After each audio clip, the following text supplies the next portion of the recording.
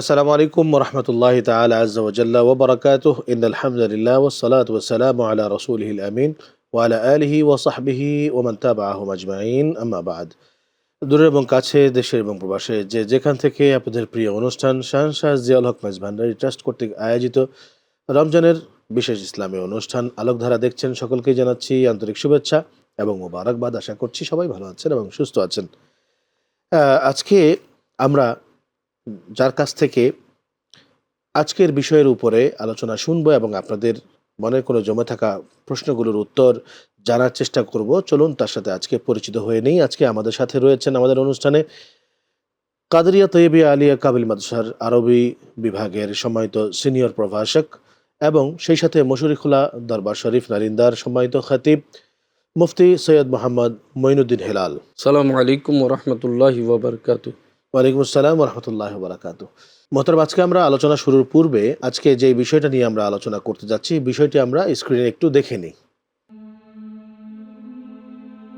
রোজা ও নৈতিক চরিত্র উন্নয়ন। রোজা কেবল অন্ন জল ত্যাগের নাম নয়, এ তো এক মহিমান্বিত দর্পণ, যাতে প্রতিফলিত হয় মুমিনের প্রকৃত সত্তা। রমজানের প্রতিটি প্রহর আমাদের শেখায় নফসের বা প্রবৃত্তির লাগাম টেনে ধরতে। যখন একজন রোজাদার কেবল মাবুদের মহব্বতের তৃষ্ণার্ত থেকেও জলস্পর্শ করেন না, তখন তার অন্তরে জন্ম নেয় এক স্বর্গীয় সততা।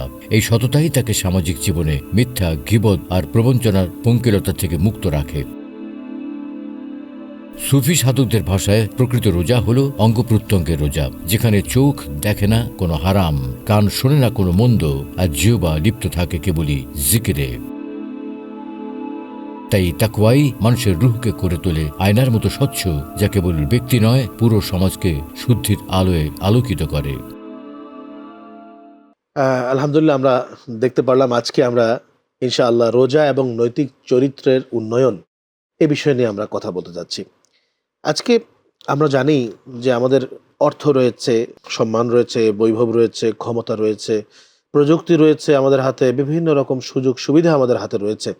কিন্তু এত কিছুর পরেও আমাদের মাঝে বিশ্বের সবচাইতে বড় যে সমস্যাটির সম্মুখীন বিশ্ব হতে যাচ্ছে, বিশ্ববাসী হচ্ছে, সেই সমস্যাটি হচ্ছে যে আমাদের নৈতিক চরিত্রের স্খলন, যেটাকে বলা হয়। তো আজকে আমি আপনার কাছ থেকে জানতে চাবো যে এই যে আমরা রোজা রাখছি, চরিত্রের দিকে আমরা পরে যাচ্ছি, তার আগে এই যে রোজা যে রাখছি এর মূলত উদ্দেশ্যটা কি?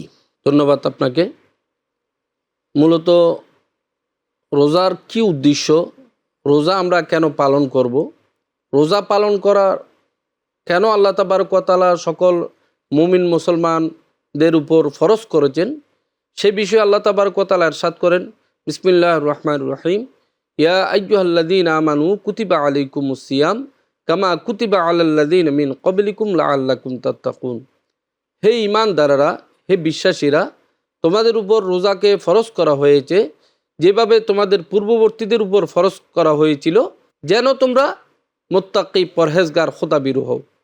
এখানে আমাদেরকে দেখতে হবে যে আল্লাহ তাবারক ওয়া তাআলা ঈমানদারদের উপর কেন রোজাকে আবশ্যক করেছেন।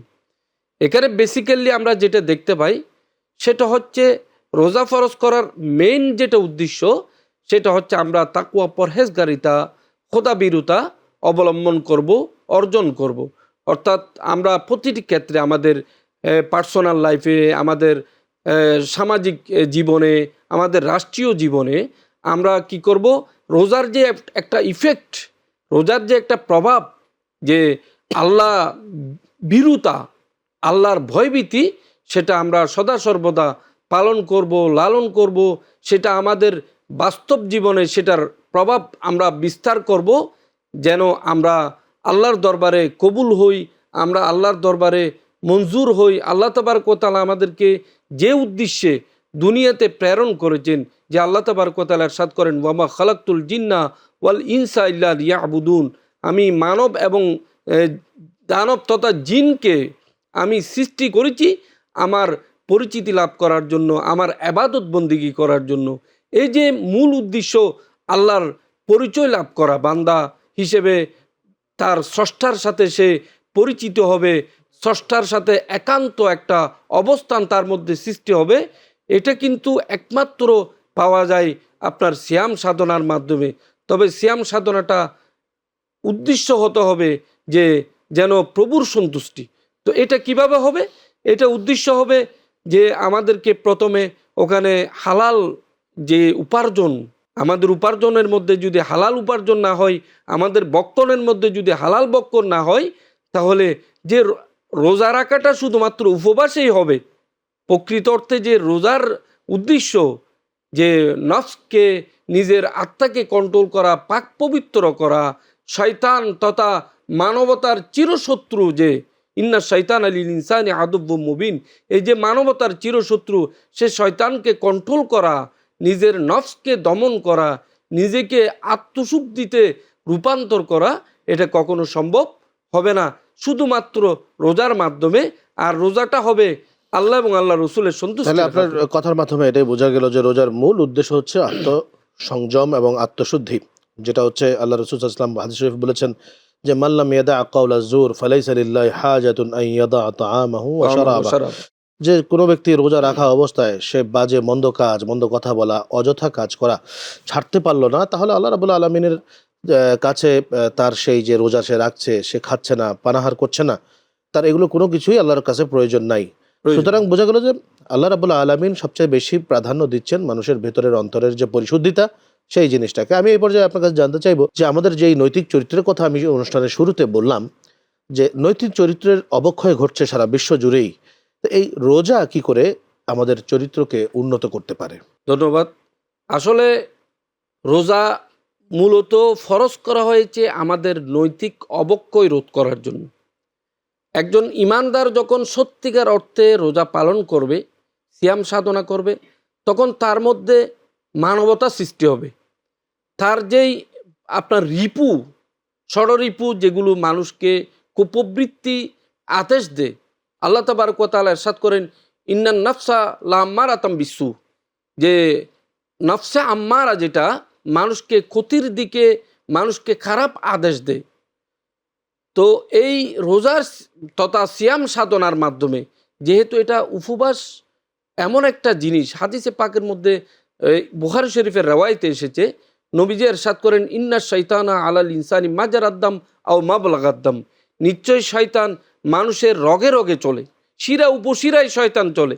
এখন অন্য রেওয়ায়েতের মধ্যে রয়েছে, যেটা রিসালায়ে কুশাইরিয়ার মধ্যে রেওয়ায়েত আনা হয়েছে, যখন নবীজি ইরশাদ করেন তুমি ক্ষুধা এবং উপবাসের মাধ্যমে, তৃষ্ণার মাধ্যমে কি করো, শয়তানের সেই চলাচলের পথকে সংকীর্ণ করে দাও।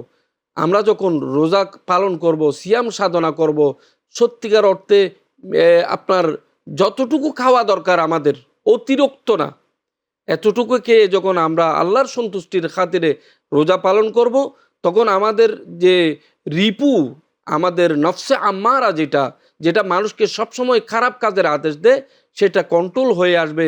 যেভাবে আল্লাহর ওলিরা সদা সর্বদা আপনার কি করেছেন, সেটা পালন করেছেন, নিজেকে কম খাওয়ার মাধ্যমে, আপনার খুব কম তৃষ্ণা নিবারণের মাধ্যমে নিজের নফসে আম্মারাকে কন্ট্রোল করেছেন, শয়তানকে কন্ট্রোল করেছেন। এভাবে কন্ট্রোল করার মাধ্যমে মানুষের আস্তে আস্তে আস্তে আস্তে নৈতিক অবক্ষয় তো হবেই না, বরং নৈতিক চরিত্রের মধ্যে তার ডেভেলপ আসবে। তাই দিন দিন ডে বাই ডে সে তার মধ্যে পরিবর্তন অনুধাবন করবে, অনুভব করবে। সে তার দ্বারা সমাজে কল্যাণ সাধিত হবে, পরিবারের কল্যাণ সাধিত হবে। তার দ্বারা কোনো মানুষ কখনো তার জবানে, তার হাতে, তার শারীরিক অঙ্গ প্রত্যঙ্গে আপনার কোনো মানুষ কষ্ট পাবে না। যেটাকে হুজুর পাক সাল্লাল্লাহু তাআলা আলাইহি ওয়াসাল্লাম একজন মুসলমানের সংজ্ঞা দিতে গিয়ে এভাবে বলেছেন, আল মুসলিমু মান সালিম আল মুসলিমুনা মিন লিসানিহি ওয়া ইয়াদিহি। একজন মুসলমান হচ্ছে ওই প্রকৃত অর্থে মুসলমান ওই ব্যক্তি যার হাত এবং জবান থেকে অন্য মুসলমান নিরাপদ হয়। যে এই যে কথাটা আমাদেরকে নৈতিকতা শিক্ষা দিয়েছেন নবীজি, আমাদেরকে কিভাবে একজন সমাজে মানুষ হিসেবে আপনার বসবাস করতে হয়, পরস্পর সহানুভূতা দেখাতে হবে, পরস্পর আপনার হৃদ্যতা থাকতে হবে, ভালোবাসাপূর্ণ সমাজ গঠন করতে হবে। এই মূলত সবগুলো কিন্তু একটার মধ্যেই পাওয়া যায়, সেটা হচ্ছে রোজা পালন করা, সিয়াম সাধনা। আলহামদুলিল্লাহ, আপনার কথার মাধ্যমে আমরা আমাদের যুব সমাজকে এই মেসেজটা দিতে পারি যে রোজা তথা রোজার যে মূল উদ্দেশ্য আত্মশুদ্ধি, এর সাথে সাথে খাদ্যদ্রব্য নিজের শরীরের ভেতরে যে উত্তেজনার সৃষ্টি করে সেটি যেন না করা যায়, সেই ব্যবস্থাপনা গ্রহণ করা চরিত্রের অন্যতম একটি উত্তম করার মাধ্যম। প্রিয় দর্শক, আমরা এতক্ষণ যাবৎ মুফতি সৈয়দ মোহাম্মদ মঈনুদ্দিন হেলাল সাহেবের কাছ থেকে পবিত্র রমজানুল মুবারকে যে এর মূল উদ্দেশ্য এবং সেই সাথে চারিত্রিক যে উন্নয়ন সাধন সেটির ব্যাপারে জানলাম। চলুন আমরা আমাদের আজকের অনুষ্ঠানের দ্বিতীয় সেগমেন্ট তথা নবী এবং রাসূলগণের জীবনীতে চলে যাচ্ছি।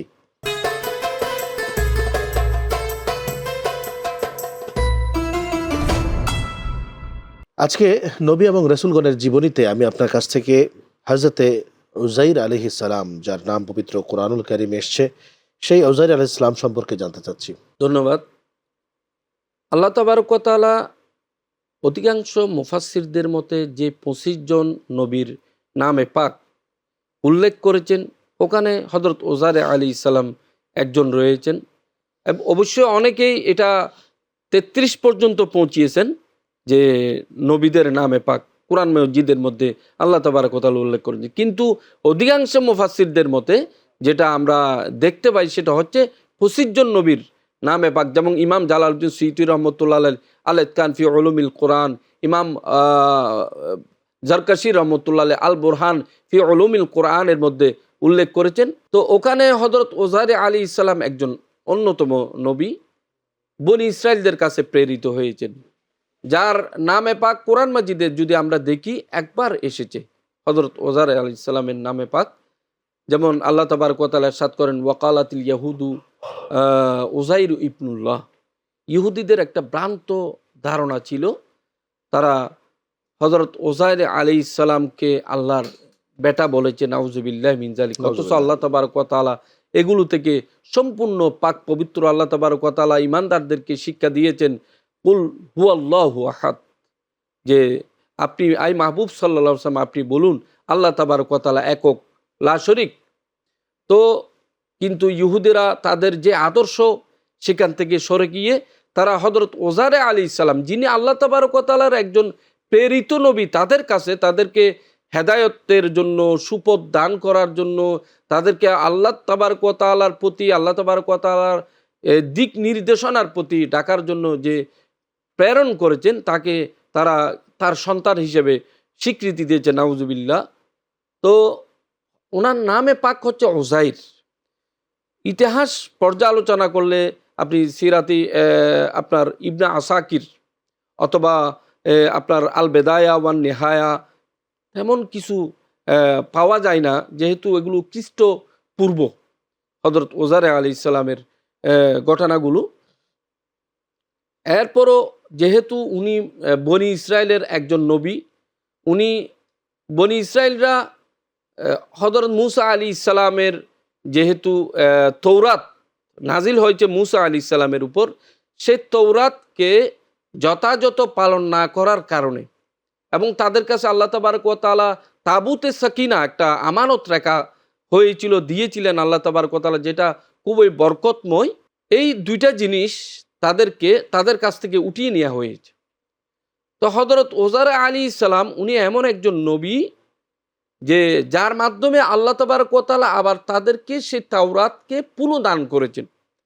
ঘটনা হচ্ছে, বনি ইসরায়েলরা যখন আল্লাহর নাফরমানিতে এত বেশি লিপ্ত হয়েছে, তাদের বাসস্থান ছিল বাইতুল মুকাদ্দাসের ওখানে ফিলিস্তিন।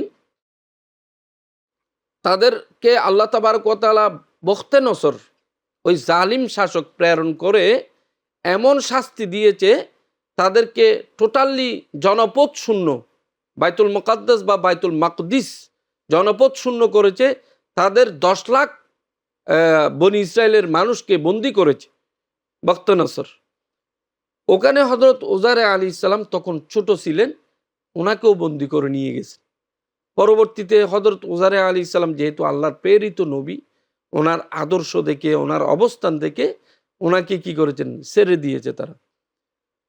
এরপরে হযরত উযাইর আলাইহিস সালাম তার কওমের মধ্যে এসেছেন, তাদেরকে আহ্বান করেছেন। এছাড়া কোরআন শরীফে কিন্তু আমরা একটা জানি যে আউকাল্লাযী মাররা আলা ক্বরিয়াতিন ওয়াহিয়া খাওয়াতুন আলা আলা উরুশিহা, উরুশ। বিখ্যাত ঘটনা। যেহেতু কোরআন শরীফে এই ঘটনাটাই কিন্তু হযরত উজাইর আলাইহিস সালাম সম্পর্কে আছে, জি সেখান থেকে আমরা জানতে পারি যে উজাইর আলাইহিস সালাম তিনি আল্লাহ রাব্বুল আলামিনের বিশাল এক কুদরতের সাক্ষী, জি যে এতদিন যাবত তিনি ঘুমিয়েছেন। তো সেই বিষয়টা একটু বলবেন। এটা আসলে হযরত উজাইর আলাইহিস সালামের জন্য এবং পুরা সৃষ্টির জন্য একটা উল্লেখযোগ্য ঘটনা, যে হযরত উজাইর আলাইহিস সালামের মাধ্যমে আল্লাহ তাবারক ওয়া তাআলা আল্লাহর কুদরতকে প্রকাশ করেছেন, যে আল্লাহ তাবারক ওয়া তাআলা কিয়ামতের দিন মানুষকে পুনর্জাগরণ করবেন। এটার একটা বাস্তব নিদর্শন হচ্ছে হযরত উজাইর আলাইহিস সালাম।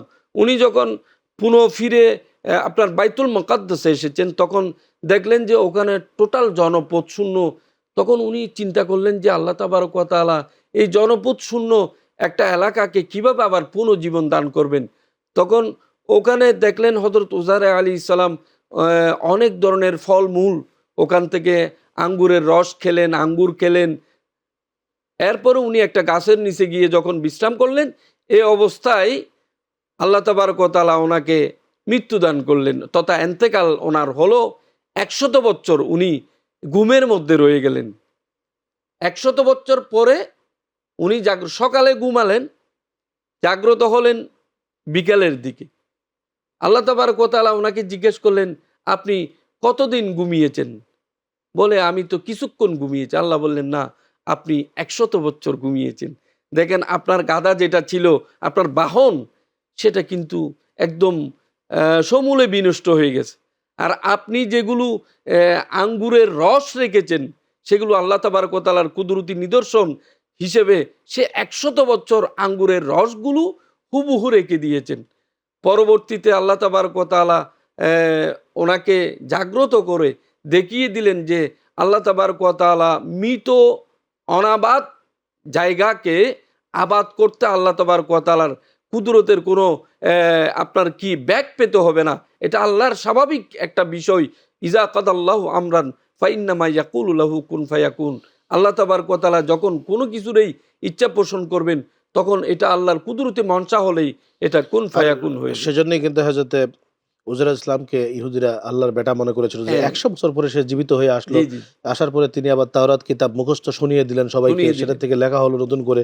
এই বিভিন্ন ঘটনা আমরা জানি। আপনাকে অসংখ্য ধন্যবাদ। প্রিয় দর্শক, আমাদের আজকের অনুষ্ঠানের তৃতীয় যে সেগমেন্ট রয়েছে তা হচ্ছে রমজান জিজ্ঞাসা। সেই তৃতীয় সেগমেন্টে আমরা চলে যাচ্ছি।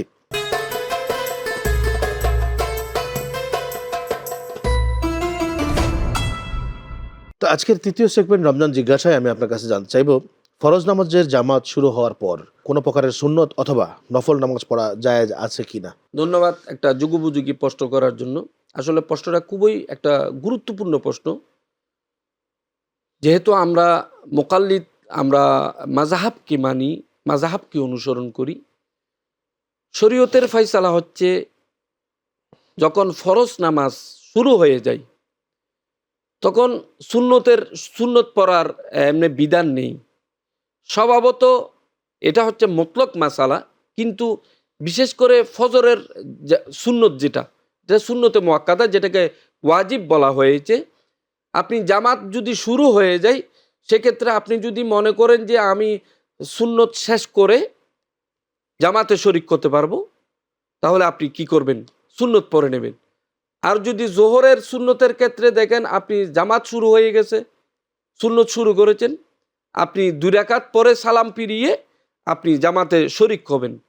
এরপরে আপনি ফরজ নামাজ আদায় করার পরে বাকি 2 রাকাত সুন্নত, যেটা সুন্নতে রাবেতা থাকে, সেটা আদায় করে আপনি বাকি ওই যে জোহরের 4 রাকাত সুন্নত ছিল, সেটা আদায় করে নেবেন।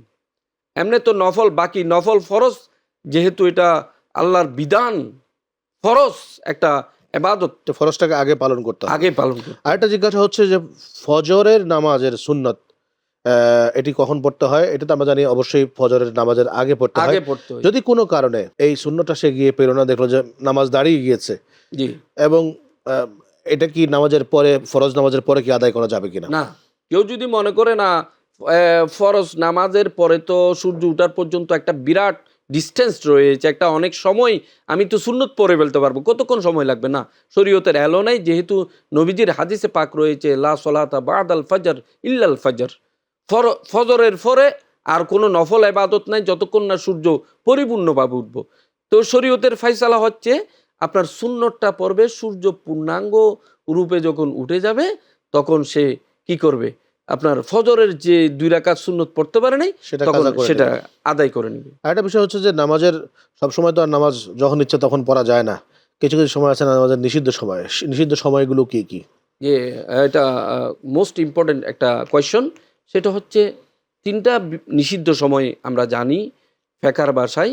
প্রথমত সূর্য উদিত হবার সময়, কারণ এটা একটা খুব গুরুত্বপূর্ণ সময়, সেজন্য আমরা এই সময়কে নির্ধারণ করে, যেহেতু নির্ধারণ করা থাকে প্রত্যেক মাসের সাথে, সময়ের সাথে, দিনের সাথে, কোন দিন কখন সূর্য উঠবে। সূর্য উঠার 15-20 মিনিট আগে থেকে পরে 15-20 মিনিট পর পর্যন্ত আপনার এই সময়ে কোনো ধরনের এবাদত বন্দেগী, কোনো ধরনের এমনকি কোরআন মাজিদ তিলাওয়াত, সিজদায়ে সাহু পর্যন্ত এটা জায়েজ না, এটা হারাম। আরেকটা হচ্ছে আপনার সূর্য যখন স্থির হয়, আরেকটা হচ্ছে সূর্য ডুবন্ত অবস্থায়। তবে এই ক্ষেত্রে সূর্য ডুবার সময় ওই দিনের আসরের নামাজ যদি কেউ পড়তে না পারে, তাহলে সে ওই সময়ের আসরের নামাজটা তার জন্য অ্যালো করা হয়েছে। বাকি এই 3 ওয়াক্তে কোনো ধরনের এবাদত বন্দেগী, শুধুমাত্র কিতাবের মধ্যে এসেছে জিকির আসকার করতে বলা হয়েছে। আমরা তো নিষিদ্ধ সময় পেলাম। আমরা ইদানিংকালে যখন তারাবি নামাজ পড়ি, দেখা যায় যে অনেক সময় লং টাইম দাঁড়িয়ে থাকার কারণে কিংবা নামাজ পড়ার কারণে অনেকের অজুর সমস্যা হয়ে যায়, অজু ছুটে যায়। সেক্ষেত্রে রানিং নামাজের ভিতরে যদি অজু ছুটে যায়, মুসল্লি হলে সে কি করবে? আসলে উজু তো ফরজ এবাদতের জন্য। এবাদতের জন্য উজু যদিও বা এবাদতে গায়রে মকসুদা, কিন্তু উজু এবাদতের জন্য ফরজ। তো সেক্ষেত্রে যদি সে উজু করার সক্ষমতা রাখে, ইমাম হলে শরীয়তের বিধান হচ্ছে সে পিছনের উজু যদি চলে যায় এই অবস্থায় আপনার কি করবে, একজন মুসল্লিকে পিছন দিক থেকে ওখানে ইমামতিতে দাঁড় করিয়ে দিয়ে উনি কি করবেন, উজু করতে চলে যাবেন। অনুরূপভাবে একজন মুসল্লিও সে ওভাবে কি করবেন, উজু করে চলে আসবেন। এবং ও ক্ষেত্রে উনি যদি কথাবার্তা না বলে সে আপন নামাজের মধ্যেই থাকবেন, এসে বাকি নামাজগুলো সে পড়ে নেবে, সে আদায় করে নেবে। আপনাকে অসংখ্য ধন্যবাদ আজকের গুরুত্বপূর্ণ আলোচনা করার জন্য। প্রিয় দর্শক, আমরা এতক্ষণ যাবৎ সৈয়দ মোহাম্মদ মঈনুদ্দিন হেলাল সাহেবের কাছ থেকে গুরুত্বপূর্ণ আলোচনা শুনলাম আজকের রমজান ঘনিষ্ঠ বিষয়গুলোতে, এবং সেই সাথে আজকের তিনি যে বিষয়টার উপরে আলোকপাত করেছেন তা হচ্ছে আধ্যাত্মিক মাধ্যমে। এই রোজা হচ্ছে একটা আধ্যাত্মিক ইবাদত। এই ইবাদতের মাধ্যমে আত্মিক উন্নয়ন, চারিত্রিক উন্নয়ন, শারীরিক এবং মানসিক উন্নয়ন করা সম্ভব, এবং সে বিষয় নিয়ে তিনি কিন্তু জোর দিয়েছেন। তো আমরা এ পর্যায়ে আমাদের আজকের অনুষ্ঠানের যে চতুর্থ বিশেষ সেগমেন্ট তথা রুহের আয়না, সেই রুহের আয়নায় চলে যাচ্ছি।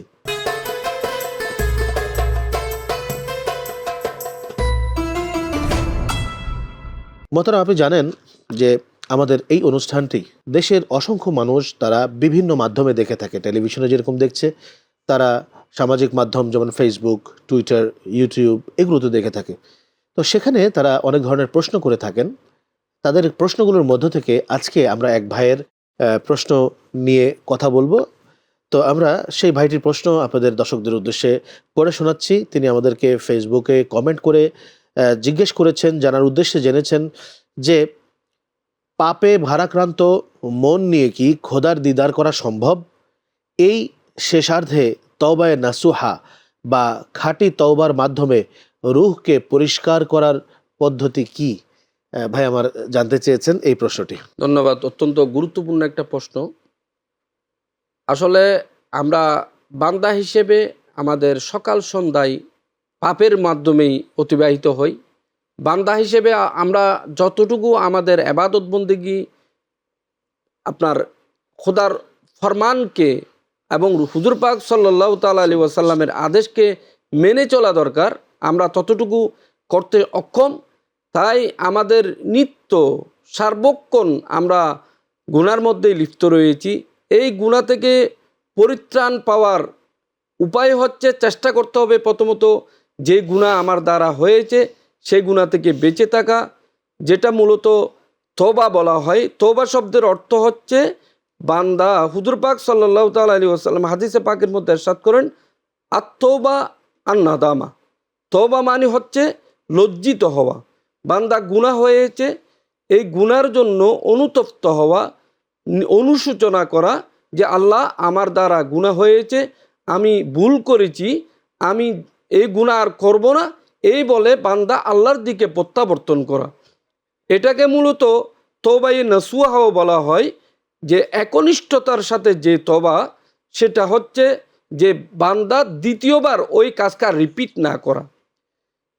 একবার হয়েছে, হাদিসে পাক কালামে মসজিদের মধ্যে এসেছে, মূলত বান্দা যখন গুনাহ করে তার কলবের মধ্যে একটা কালো দাগ পড়ে যায়, যেটা কাল্লা বাল রানার তফসিরের মধ্যে এসেছে। যখন বান্দা তওবা করে আবার ওই গুনাহকে, ওই কালো দাগটাকে মুছে দেয়া হয়। বান্দা যখন ওই গুনাহ আবার রিপিট করে তখন দ্বিতীয়বার আবার ওখানে কালো দাগ পড়ে, এইভাবে আস্তে আস্তে তার কলবটা আচ্ছাদিত হয়ে যায় কালো দাগে। কিন্তু বান্দা যখন গুনাহ একনিষ্ঠতার সাথে তওবা করে গুনাহ থেকে ফিরে আসে, তখন আল্লাহ তাবারক ওয়া তাআলা তার প্রতি সন্তুষ্ট হয়, খুশি হয়। নবীজি এরশাদ করেন, আত্তাইবু মিনাজ যামবি কামাল্লা জামবালাহু, গুনাহ থেকে তওবাকারী এমন ব্যক্তির মতো হয়ে যায় যেন তার কোনো গুনাহই থাকে না। ধন্যবাদ আপনাকে। আপনাকে অসংখ্য ধন্যবাদ জানাচ্ছি আজকের অনুষ্ঠানে আসার জন্য এবং গুরুত্বপূর্ণ বিষয়গুলো নিয়ে আলোচনা করার জন্য এবং আমাদের ভাইয়ের প্রশ্নের উত্তর দেওয়ার জন্য। আপনাকে অসংখ্য ধন্যবাদ। প্রিয় দর্শক, আমরা আজকের এই অনুষ্ঠান থেকে আপনাদের সকলের কাছ থেকে বিদায় নেব। তবে বিদায়ের আগে আপনাদের কাছে অবশ্যই এই আবদার রাখবো যে মহান আল্লাহ রাব্বুল আলামিন যেন আমার, আপনার, আমাদের সকলের এই পবিত্র রোজা ব্রতের মাধ্যমে আমাদের আত্মিক, দৈহিক, মানসিক এবং সকল প্রকারের পরিশুদ্ধিতা, চারিত্রিক পরিশুদ্ধিতা আল্লাহ রাব্বুল আলামিন আমাদের সকলকে দান করেন। এই কামনা রেখে আজকের মতো বিদায় নিচ্ছি। ভালো থাকবেন, সুস্থ থাকবেন। আসসালামু আলাইকুম ওয়া রাহমাতুল্লাহি ওয়া বারাকাতুহু।